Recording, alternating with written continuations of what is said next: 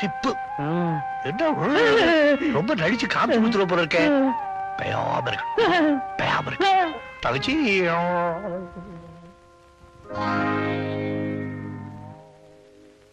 கண்ணையா என்னையா கூப்பிட்டோன்னு ஓடி வர்ற தங்கச்சி முறைச்சு பாத்துக்கிட்டே போனா என்ன அர்த்தம்? கொஞ்சம் விஷயம் தெரிஞ்சிருக்குன்னு அர்த்தம். பாக்கிய நீ சொல்றேங்கறியா?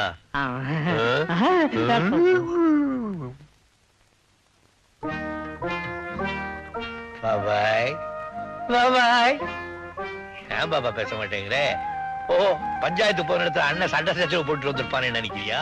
இல்ல இல்ல இல்ல, அமைதியா புத்தர் மாதிரி போய் அமைதியா புத்தர் மாதிரியே திரும்பி வந்திருக்கேன். என் மூஞ்சிய பாரு, எவ்வளவு அமைதியா இருக்கு. நல்லா இருக்கு. அப்படின்னா விஷயத்தை சமாதானமா முடிச்சிட்டு வந்திருக்கேன். என்ன சொல்றீங்க? சமாதானம் சமாதானம்.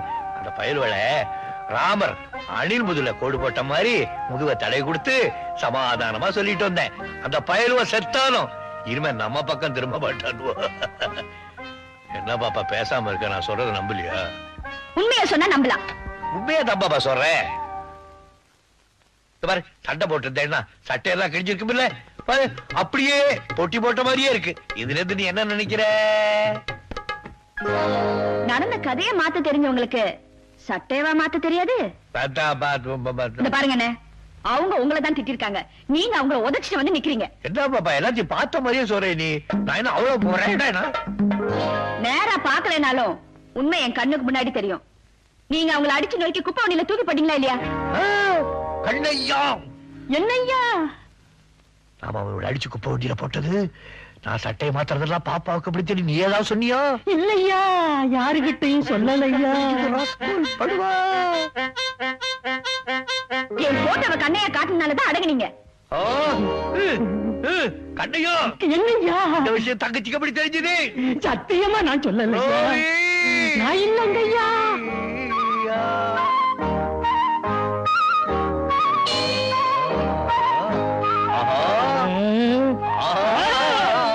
கண்டு கொண்டேன், நான் கண்டு கொண்டேன்.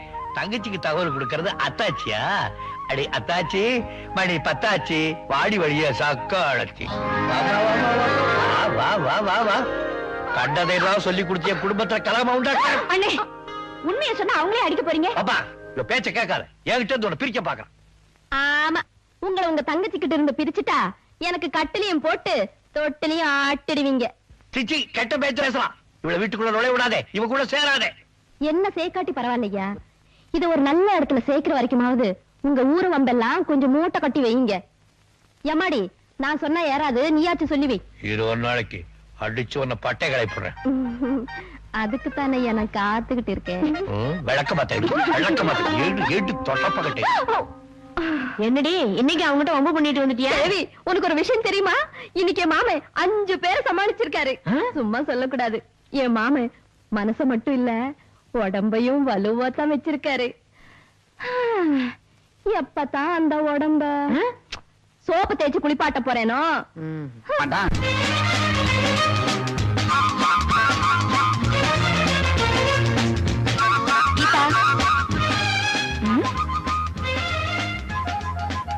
கீதா,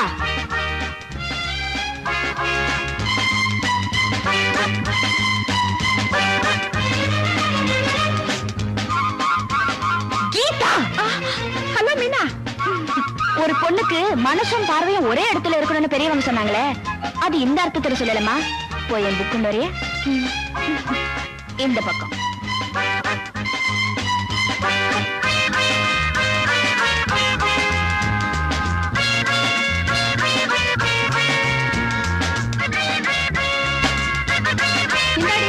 ஆமா, இப்படி எல்லாரையும் கவர்றாரு இவர் யாரு? இந்த ஊர் பெரிய பண்ணையாரோட ஒரே பிள்ளை. பிஎஸ்சி அக்ரிகல்ச்சர் படிச்சிருக்காரு. விவசாய மேல் படிப்புக்காக ஜப்பானுக்கு போனவரை அங்க குங்ஃபு கராத்தெல்லாம் கத்துட்டு வந்திருக்காரு. கொஞ்சம் விட்டா ஜாதகத்தையே சொல்லிடுற போல இருக்கு இல்லடி?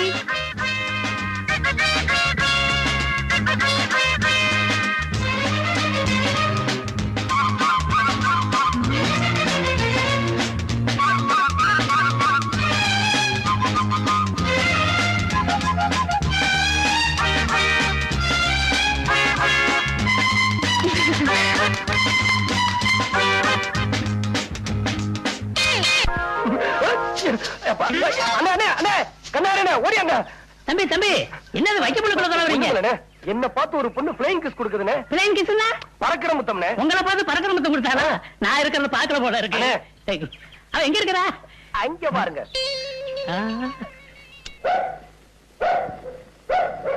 எங்க தம்பி நாய் தான் குலைக்குது, ஒரு தெரியுமா காணோம்?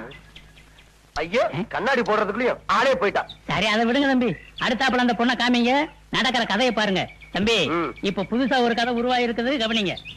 புது கதையா? ஆமா. யார் எழுதுறா? உங்க மாமா. மாமாவா? வேற யாரு தம்பி? நீங்க பொறுப்பு இல்லாம இங்க விளையாண்டுட்டு இருக்கிறீங்களா, அதனால உங்களை பட்டணத்துக்கு அனுப்பணும்னு உங்க அப்பா காதல உங்க மாமா ஓதிக்கிட்டே இருக்கிறார். இந்த விஷயத்த உங்க அம்மா உங்க காதல போட சொன்னாங்க.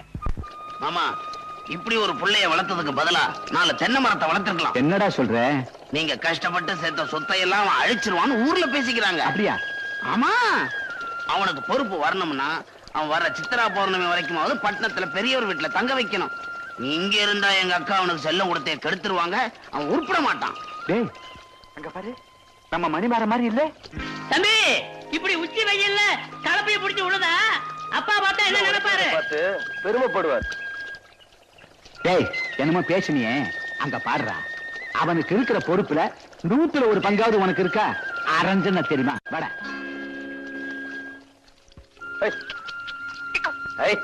மணிமாறா என்னடா இதெல்லாம்? அப்பா நீங்க மதிக்கிற இந்த மண்ணையும் கலப்பையும் நான் மதிக்கலன்னு இந்த ஊர் சொல்லிடக்கூடாது பாருங்க. புரிஞ்சது போ. அதுக்காக பெரிய பண்ணையுடைய ஒரே புள்ள வேவாத வெயில் இப்படி வேலை செஞ்சு கருத்து போயிட்டா ஒப்பன கேவலம் இல்லையா? நிச்சயமா எங்க அப்பாவை கேவலமா நினைக்க மாட்டாங்க. ஏன்னா நாங்கெல்லாம் உழைச்சு வாழ்ற வர்க்கம். மாமா சில ஜென்மங்க மாதிரி உறிஞ்சி வாழ்ற வர்க்கம் கிடையாது. சரி சரி, உங்க அம்மா உனக்காக சாப்பிடாம காத்துக்கிட்டு இருக்கா, வீட்டுக்கு போப்பா. இன்னும் கொஞ்சம் தான்ப்பா இருக்கு, அதையும் உழுதுட்டு வந்துடுறேன். வா ராஜா வா. அப்ப மீதி நீங்க உழுதுட்டு வரேன்னு சொல்றீங்களா மாமா? வாங்க. நானா? என்ன நானா? பிஎஸ்சி படிச்ச என் மகனே வயல்ல இறங்கி விழும்போது உனக்க உனக்கு என்ன கேடு? போய் கலப்பிய பிடி. அப்பா செய்யும் தொழிலே தெய்வம்னு மாமாக்கு நல்லாவே தெரியும். நீங்க போங்க, நான் இறக்கி விட்டு வரேன். கொடைய கொண்டா. ஆமா, இந்த ஸ்டைல்ல ஒண்ணும் குறைச்சல் இல்ல. மாமா மாப்பிள மாமா மாப்பிள பாத்தீங்கன்னா நான் 100 அடி பாயுவேன். நீங்க வட்டத்துக்குள்ள போனீங்கன்னா நான் கோலத்துக்குள்ளேயே போவேன். புரிஞ்சதா? இறங்குங்க. பரவாயில்ல வாங்க. வழுக்கிடுச்சு. மாமா நல்ல ஆழமா விழுங்க. நீங்க போங்க, அவர் விழுந்துருவார். விவரம் தெரிஞ்சவனாதான் இருக்கு, உன்கிட்ட கொஞ்சம் உஷாரா இருக்கு. அம்மா அம்மா வாப்பா மணி, உங்க அப்பா கோவமா இருந்தாரே, மாட்டிக்கிட்டியா? நானா மாட்டிக்குவேன்? நம்ம மாமாவை மாட்ட வச்சுட்டேன். அப்படியா? ஆமா, அப்பாவுக்கு மாமா மந்திரம் ஓதிக்கிட்டத பார்த்தேன். உடனே வயல்ல இறங்கி ஏற பிடிச்சு விழுக ஆரம்பிச்சிட்டேன். இத பார்த்த நம்ம அப்பா மேல்நாட்டுல படிச்ச பையன் இப்படி வெயில்ல கஷ்டப்படுறானே நினைச்சு அப்படியே பூரிச்சு போயிட்டாரு. அப்புறம் என்னமா, நான் உங்க பிள்ளையாச்சே, வரப்பு மேல இருந்த மாமனை வயக்காட்டுல இறக்கி விட்டுட்டேன். எப்படியா சாமர்த்தியம்? ரொம்ப சந்தோஷப்பா. அம்மா ஏமா கலங்குறீங்க? ஒண்ணுமில்லப்பா, இத்தனை நாளா படிப்பு படிப்புன்னு சொல்லி உன்னை என்கிட்ட இருந்து பிரிச்சு வச்சுட்டாங்க. இனிமேலும் உன் மாமா எல்லாத்தையும் பொல்லாத்தையும் சொல்லி உன்னை என்கிட்ட இருந்து பிரிச்சு வச்சுட்டான். என்னால தாங்க முடியாதப்பா. பயப்படாதீங்கம்மா, ஒரு பயலாலையும் உங்க மகனை உங்ககிட்ட இருந்து பிரிக்க முடியாது. பயப்படாதீங்க. மருந்த சாப்பிடு, தண்ணி குடி, ஒழுங்கு. எழுந்திருக்காம பேசாம படுத்துக்க. எங்க இருந்தோ அனாதையா வந்த என்ன பெத்தவங்க மாதிரி கவனிச்சுக்கிறியப்பா. எங்கிருந்தோ வந்தாராதே என்ன பெத்தவ மாதிரி கவனிச்சுக்கிறியே. நீ நல்லா இருக்கணும். நீ நல்லா இருமா. சமையல பத்தி கவலைப்படாத, நான் பாத்துக்கிறேன். எல்லாம் ரெடி, தாளிப்பு மட்டும்தான் பாக்கி. வாசனை வரும். தெரியாதப்பா. சமையல் எல்லாம் பெருசா எப்படி என்னமோ பீத்திக்கிறாள். அரிசியை தடியில போட்டா சோறு, பருப்பை தடியில போட்டா சாம்பார், புளிய தடியில போட்டா ரசம், தயிரை தடியில போட்டா மோரு. பெருசா இது வெட்டுற சமையலை பத்தி ஆனா அவனா தெரியாது. இந்த பிள்ளை என்ன பண்ண போகுதோ? ஒரு கரண்டி உப்பு போதுமா? ஒரு கரண்டி போடுவோம். அடடே, என்ன பாட்டி இன்னும் உடம்பு சரியாகலையா? அப்படியே தாமா இருக்கு. அப்ப நான் போய் சமைக்கட்டுமா? வேண்டாமா, உன் மாமன் சமைக்குது. மாமா சமைக்கிறாரா? பழவா பொடி ஒரு கரண்டி.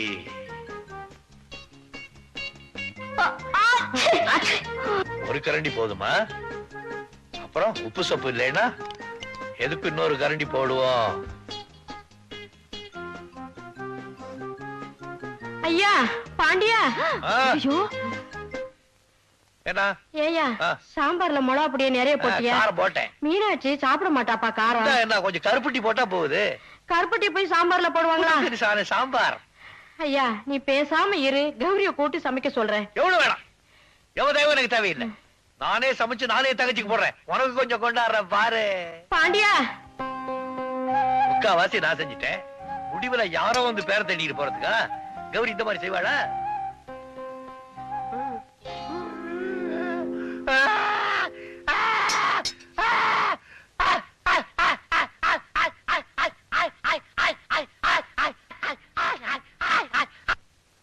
பாட்டி பாட்டி, எனக்கு பசிக்குது, சாப்பாடு போடு. ஆமா, அண்ணன் எங்க? உங்க அண்ணன் தான் இன்னைக்கு அண்ணன் சமையலா? ஒரு புடி புடிச்சிடுறேன். அண்ணே, ஹை, சாப்பாடு ரெடியா இருக்கே. நான் சாப்பிட போறேன்.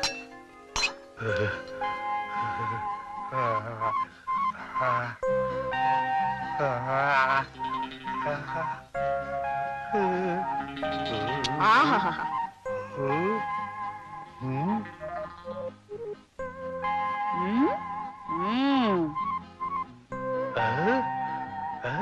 அண்ணே, வாங்க. எப்படி பிரமாதமா சமைச்சிருக்கீங்க. என்ன நீங்களே சாப்பிட்டு பாருங்க.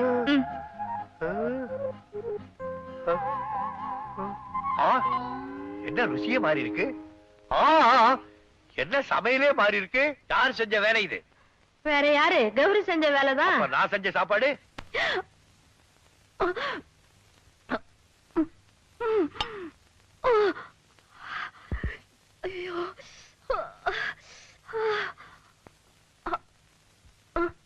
ரொம்ப காரமா? இல்லையே. அப்படியா? அப்புறம் ஏன் கண்ணுல காவேரியா ஓடுது? அதெல்லாம் ஒண்ணு இல்ல. இவ்வளவு அருமையா சமைக்கிறவர புருஷனை அடைய இன்னும் நேரம் வரலையே நினைச்சு விடுற ஆனந்த கண்ணீரு. அப்போ என் அண்ணன் சமையல ருசிச்சு சாப்பிடுறேன்னு சொல்றீங்க. சாப்பிடுங்க. எனக்கும் கொஞ்சம் கொடுங்களேன். ஐயோ வேண்டாமா. ஏன் என் கண்ணிலையும் காவேரியா ஓடன பயப்படுறீங்களா? அது விடுங்க. ஐயோ ஐயோ ஐயோ ஐயோ, முதல்ல சாப்பாடு தூக்கி போடுங்க, நாக்கு வெந்துடும். உங்க அண்ணன் கையால தாலி கட்டிக்கிற பாக்கியம் தான் எனக்கு கிடைக்கல. அது கையால சமைச்சத சாப்பிடுற பாக்கியமா அது கிடைச்சிருக்கேன்னு நான் சந்தோஷப்பட்டுக்கிட்டு இருக்கேன். இத போய் ஏண்டி அப்படி பாக்குற? என் அண்ணன் மேல இவ்வளவு பைத்தியமா இருப்பீங்கன்னு நான் எதிர்பார்க்கவே இல்லை. மீனா, நான் தெரியாம கேக்குறேன். உங்க நிழல கண்டாலே எரிஞ்சு விழுகிறீங்க அண்ணன். இனிமேல உங்களை கட்டிக்குவாருன்னு நம்புறீங்களா? உங்க அண்ணன் என்ன கைப்பிடிச்சாலும் சரி, கைவிட்டாலும் சரி, எனக்கு புருஷன் அதுதான். ஏன்னா அது கூட குடும்பம் நடத்தி பேரம் பேத்திங்க கூட எடுத்தாச்சுடி. மனசால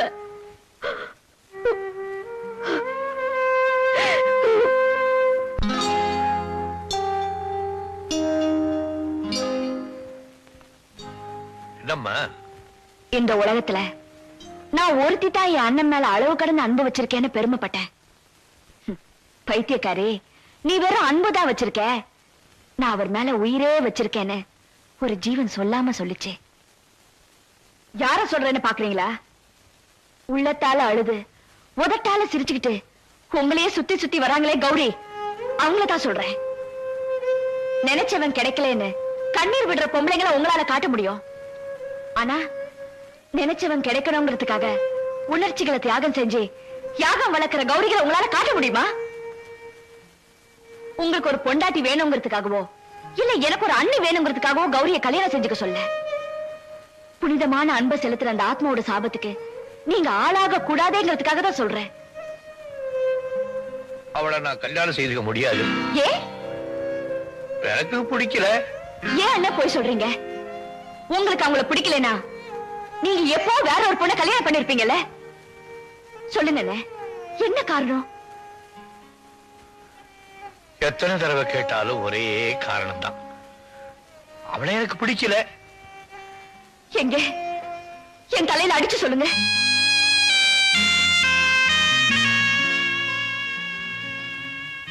நடந்ததை எல்லாம் மறந்துட்டு நான் சந்தோஷமா இருக்கேன். பல வருஷம் ஆச்சு. இப்ப ஏன் மறுபடியும் அதை ஞாபகப்படுத்துற? அண்ணே, தயவு செஞ்சு நான் கேட்டதுக்கு பதில் சொல்லுங்க. சொல்லுங்க அண்ணே. எனக்கு அவதான், அவளுக்கு நான் தான் நம்ம வீட்டு பெரியவங்க எல்லாம் முடிவு பண்ணி வச்சிருந்தாங்க. அப்போ அப்போ உங்க கல்யாணத்தை முடிச்சிருக்க வேண்டியதானே? நாங்க தயாரா தான் இருந்தோம். ஆனா கல்யாணத்துக்கு முன்னால யாரோ ஒரு பெரியவர் என் ஜாதகத்தை பார்த்துட்டு நான் அவளை கல்யாணம் பண்ணிக்கிட்டேன்னா என் ஜாதகப்படி அவ இன்னும் 3 மாசத்துல செத்து போயிடுவான்னு சொன்னாங்க. நான் ஜாதகத்தை நம்பல. ஆனா அம்மா என்னை கூப்பிட்டு, அட பாய் பயலே, உனக்காக அந்த பொண்ணு ஏன்டா சாகணும், இந்த கல்யாணம் வேணாம் நிறுத்திடுன்னு சொன்னாங்க. அவ்வளவுதான், நான் மறுவார்த்தை பேசல. கல்யாணம் நின்று போச்சு. பல வருஷம் ஆச்சு. அவளுக்கும் வயசாகிட்டே இருக்கு. என்னை வெறுத்துட்டு வேற யாரையாவது கல்யாணம் பண்ணிங்கிறதுக்காக நான் அவளை திட்டி பாக்குறேன். அவன் மனசு நோம்படி அணந்து பாக்குறேன். அந்த பாவி பூனைக்குட்டி மாதிரிய காலையே சுத்திட்டு இருக்கா. அவ இந்த வீட்டுல மட்டும் இல்ல, என் நெஞ்சுக்குள்ளேயே அவதான் இருக்கா. ஒன்று சொல்றேன், இந்த கட்ட வேகிற வரைக்கும் அவ என் மனசு விட்டு போக மாட்டான்.